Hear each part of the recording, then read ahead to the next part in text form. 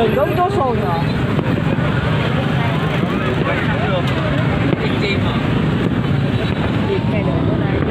Kiểu đưa có ấy.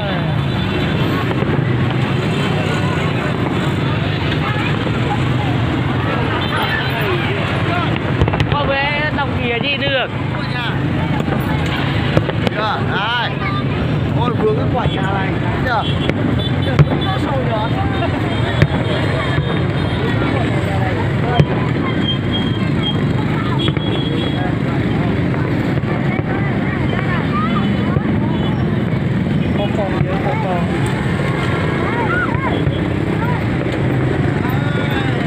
Đây.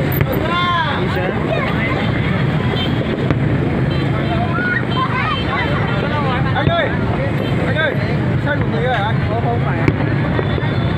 Đưa xe. Lên đi con. Lên đi con.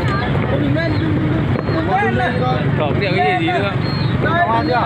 Đéo đẹp. con ơi. Không ai chưa? Không ai đâu. Đây, con phải lên đây này. Lên đây.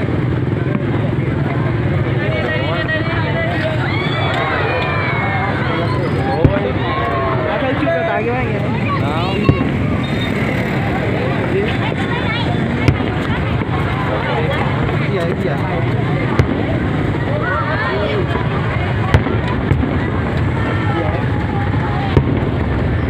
Đó, mẹ mẹ chút được không?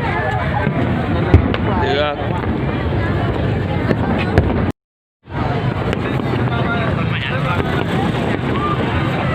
Đấy, tay. Đấy.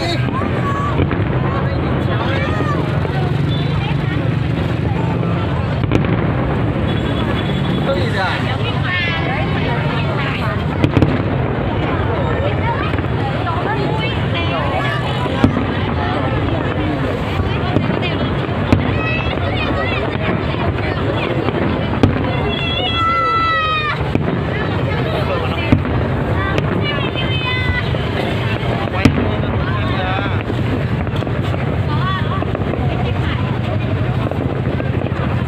Mấy quả tầm thấp rồi chạy thấp rồi.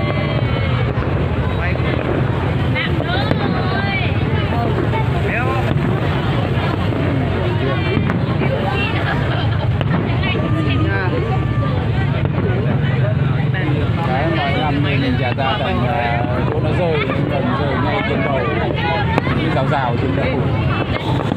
Này đi không đi sớm.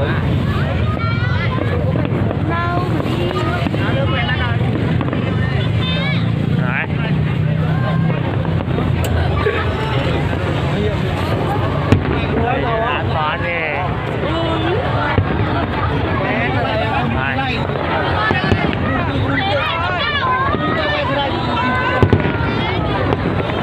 Ui dồi. Ui dồi.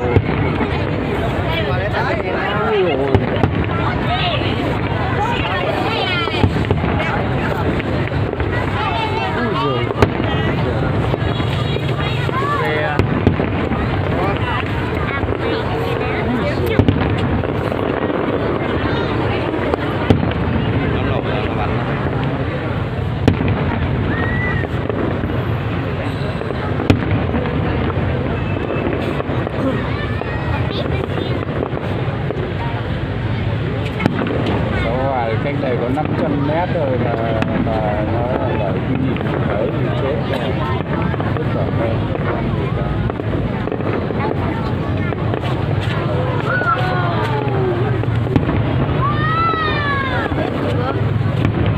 Con đi xem đây kìa.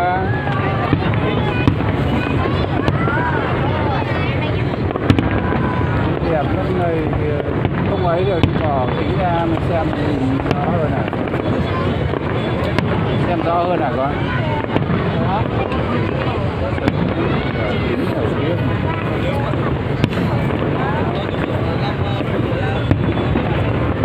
Hay à.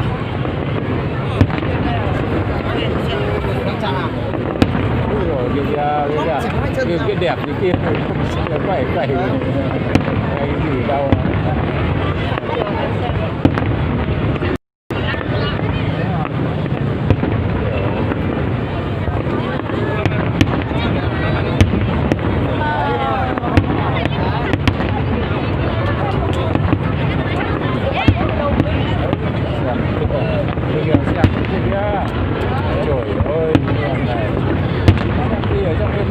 là về xem rồi. Đây rồi, đây đây. Mày nó đã hình bên em rồi đấy. Đó. Đó.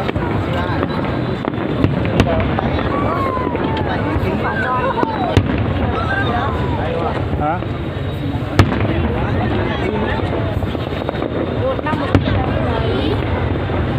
Thế là nữa, một năm thì bố mình đứng lên trước xem cái bố đứng sau thì bố xem làm sao mà xem được. Đẹp rồi đấy, bố sừng làm sao rồi. Đấy.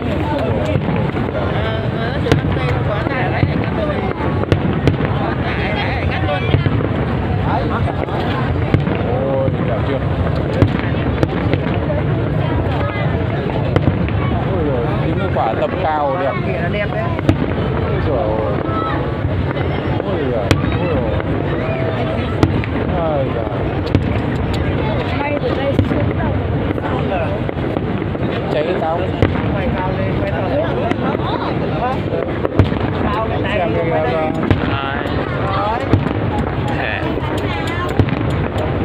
Hai bé quay đi, tôi phải cột đừng ấy. Đây.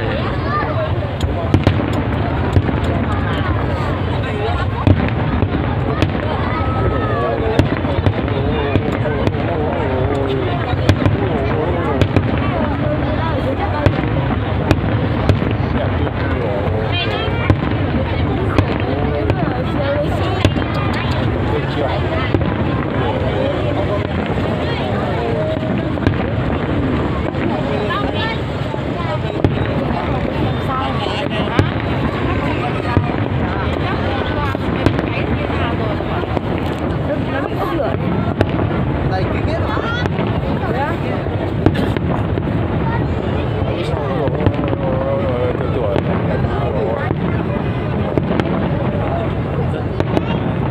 nhỉ?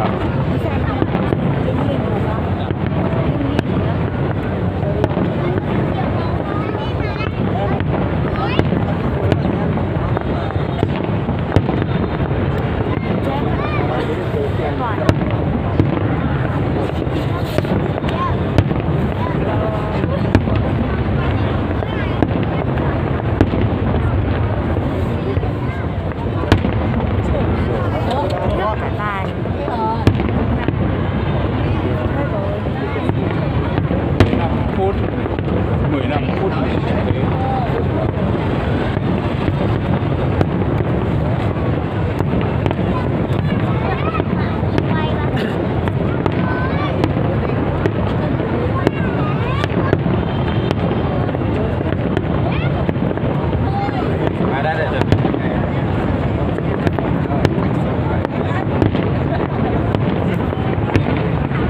đẹp nhỉ?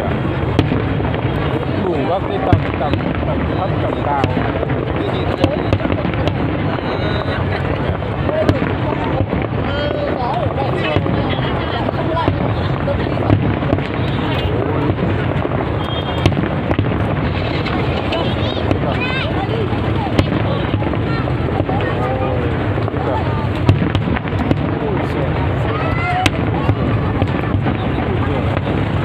Tầm cao đẹp.